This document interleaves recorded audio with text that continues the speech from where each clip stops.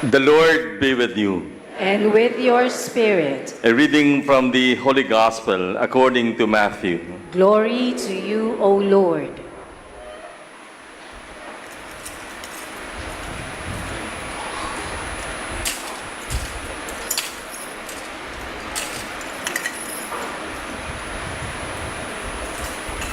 After the Sabbath, as the first day of the week was dawning, Mary Magdalene and the other Mary came to see the tomb.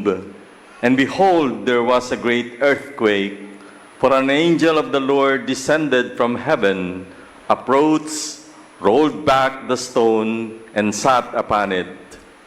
His appearance was like lightning, and his clothing was white as snow. The guards were shaken with fear of him and became like dead men.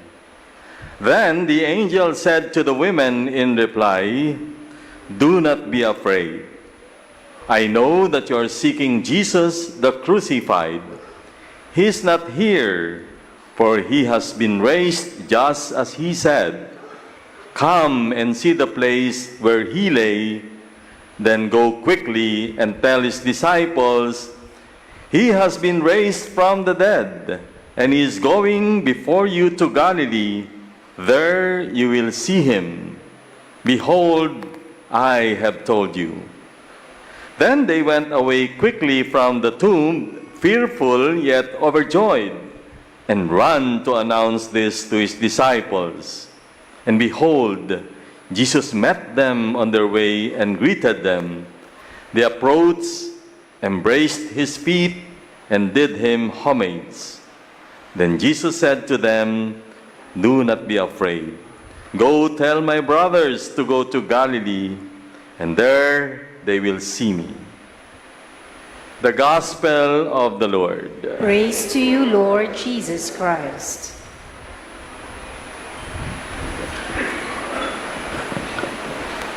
Happy Easter! Dapat mayroon tayong cheers. Pag sinabi kong, "The Lord is risen," ang sagot nyo, "He is risen indeed." Ano po? Ano sagot? "He is risen indeed." Yan. Pero dapat mas malakas. Yung kapanipaniwala. The Lord is risen. The Lord is risen. He is risen indeed. Yan. My dear friends, my brothers and sisters, if God has just risen from the dead, then everything is futile. Walang halaga. But because God has risen, number one, death does not have the final say.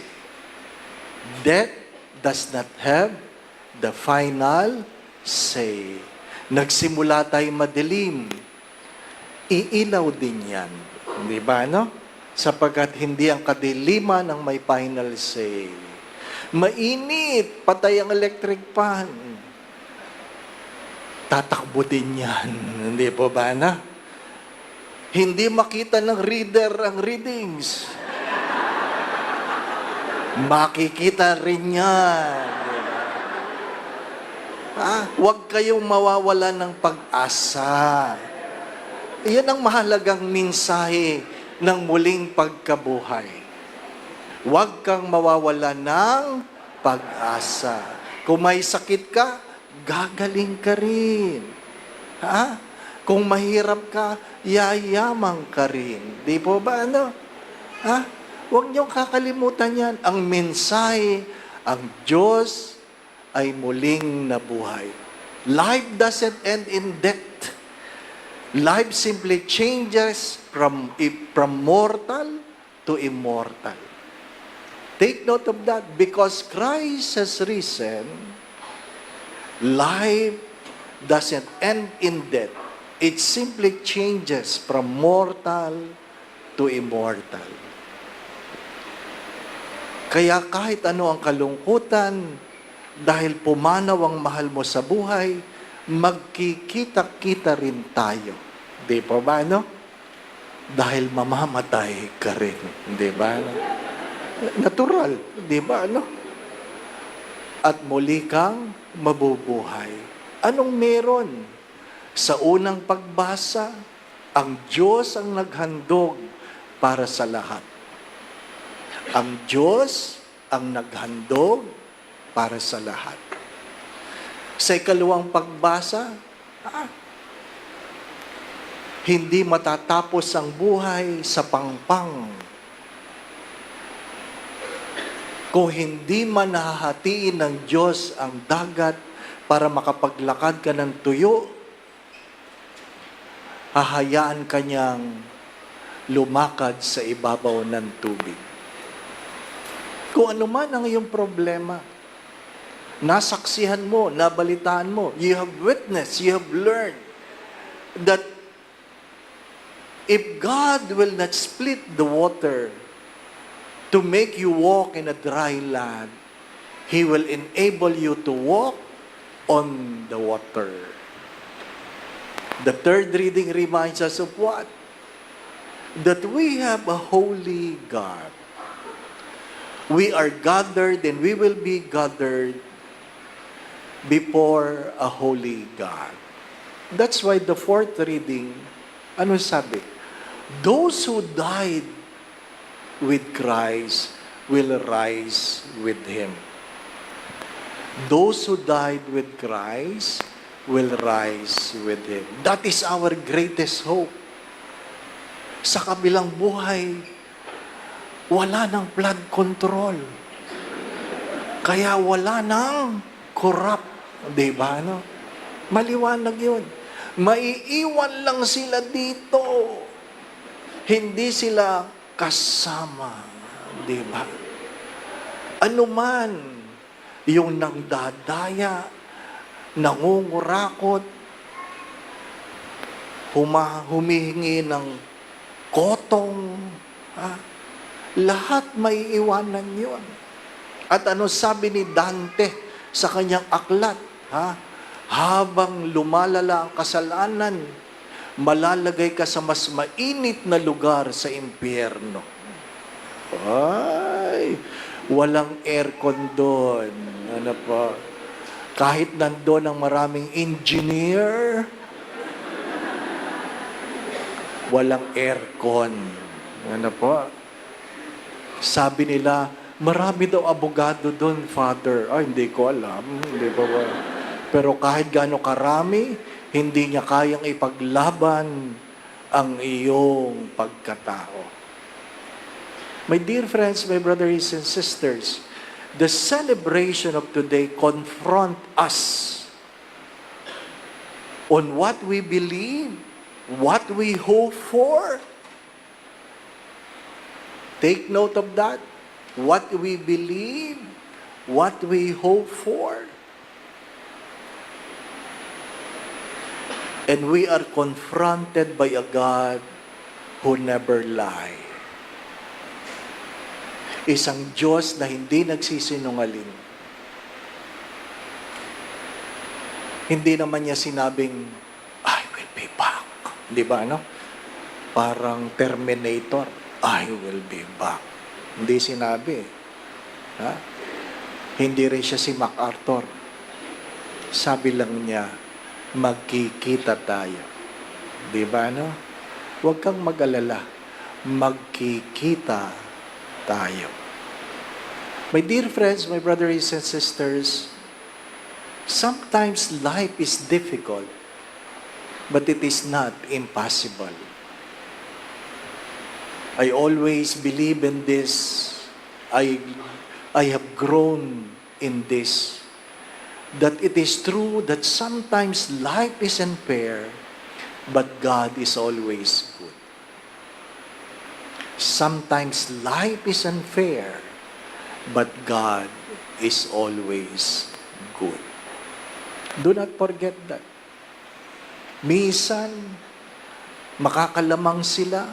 Minsan, magtatanong ka, bakit hinahayaan ng Diyos? At alam natin, ang pag-iisip ng Diyos ay hindi natin pag-iisip. Ang pamamaraan ng Diyos ay hindi natin pamamaraan. Kahit gaano kalaking bato ang nakaharang sa libingan. Mula sa loob, yan ay bubuksan. Kaanuman kadilim ang labas, sa loob magmumula ang liwanag. My dear friends, my brothers and sisters, kung anuman ang iyong pinagdadaanan ngayon sa buhay, huwag kang mawawala ng pag-asa.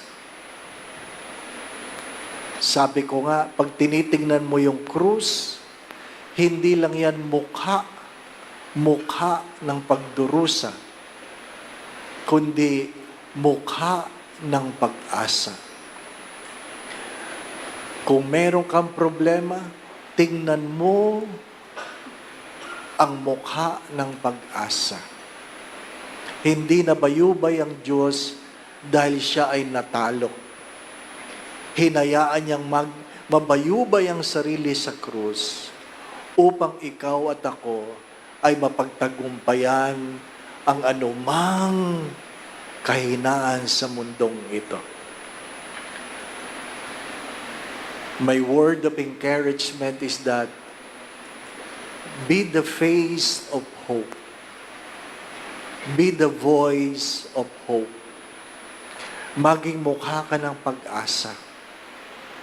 Ano? Sana, pag may nakikita kang may problema, ano po? Lalong-lalo nang may sakit. Pag nakita mo, bigyan mo naman ng pag-asa. Nay, gagaling ka. Di ba? Hindi yung malapit ka na. Di ba? Di ba, ano? Gagaling ka. Be the voice of hope. Be the face of hope. Mga minamahal na mga kapatid, kung napagtanggupayan ng Diyos ang kamatayan, meron pa ba siyang ibang hindi pwedeng mapagtagumpayan? If God has conquered death, is there anything that God cannot conquer? Wala na. Wala na. Science failed when we talk about death. Money fails when we talk about death. Talent failed when we talk about death. Name it. Name it. When we talk about death, the world has failed. And only the resurrection conquered death. Only the resurrection. Naway maging mukha tayo ng pag-asa. Ano po? Huwag niyong sasabihin, total, ginagawa na rin lang naman nila, gawin na rin natin.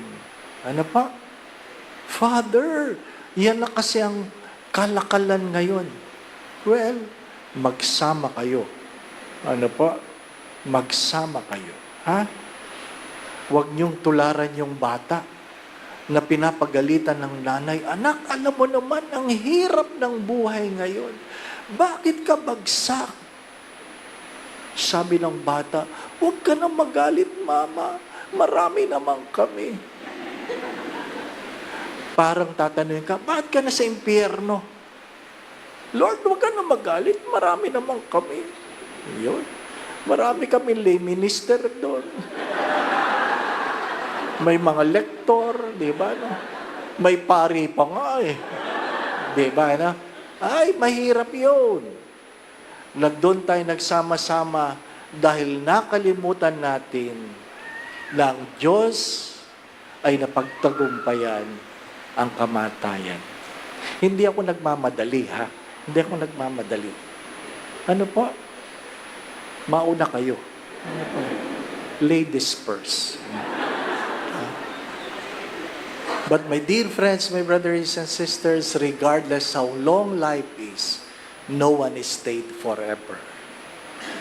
Regardless how long life is, nobody stayed forever. Don't be complacent. Never entertain the thought that you are healthy. Suddenly, you might be confused why you are quickly taken. There's a time for everything. And do not forget the words of Saint John of the Cross. In the twilight of our life, when we bend before God, when we bend our knees before God, God will never ask the question, how much money you have, where you have been, what title you have gained. There is only one question that God will ask, how much love you have given. Sa Tagalog, maganda yun. Sa takip silim ng iyong buhay, sa pagluhod sa harapan ng Diyos, hindi itatanong ng Diyos kung magkano ang iyong naipon, saan ka nakarating, ano ang iyong naabot. Isa lang ang tanong ng Diyos, gaano kalaking pag-ibig ang iyong pinagkaloob. Mabuhay tayo sa pag-ibig. Ano pa? Mabuhay tayo sa pag-ibig. Sapagkat iyon ang panukatan. Mga minamahal na mga kapatid, nakakatakot ang mabuhay sa pag-ibig. Sapagkat sabi nga ni Mother Teresa, ang natatanging taong pwede kang saktan ay mga taong iyo lamang minahal. The only person that you have given the power to hurt you are those whom you have loved. But I rather be hurt than not love at all. Why? Because I want to go to heaven. Pag tinanong ka ng asawa mo, bakit mahal na mahal mo ako? Sa gitna na aking pagkukulang, isa lang ang sagot doon, I want to go to heaven. At sasabihin niya, you want it now? Sagot mo agad, later. Ano pa? Do not forget. Kung ano man ang iyong pinagdadaanan, today's celebration has given you the hope. Amen. Brothers and sisters, do not forget, there is hope. Because of the resurrection, there is hope. Kung anuman ang iyong pinagdaanan, anuman ang iyong pagdadaanan, huwag mong kakalimutan, merong pag-asa. Ano po?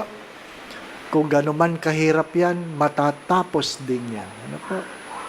Matatapos din yan.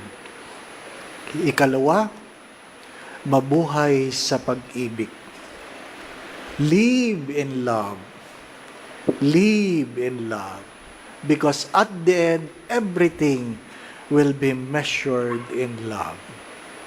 The Lord be with you. And with your spirit. Bow your heads and pray for God's blessing. May Almighty God bless you through today's Easter solemnity, and in His compassion, defend you from every assault of sin. Amen. And may He who restores you to eternal life in the resurrection of His only begotten Son, endow you with the prize of immortality. Amen. Now that the days of the Lord's Passion have drawn to a close, may you who celebrate the gladness of the Paschal feast come with Christ's help and exalting His Spirit to those feasts that are celebrated in eternal joy. Amen. And may Almighty God bless you, the Father, and the Son, and the Holy Spirit. Amen. The Mass has been offered. We now go in peace to love and serve the Lord. Alleluia, alleluia. Thanks be to God. Alleluia, alleluia. The Lord is risen. He is risen. Indeed. The Lord is risen. He is risen indeed. The Lord is risen. He is risen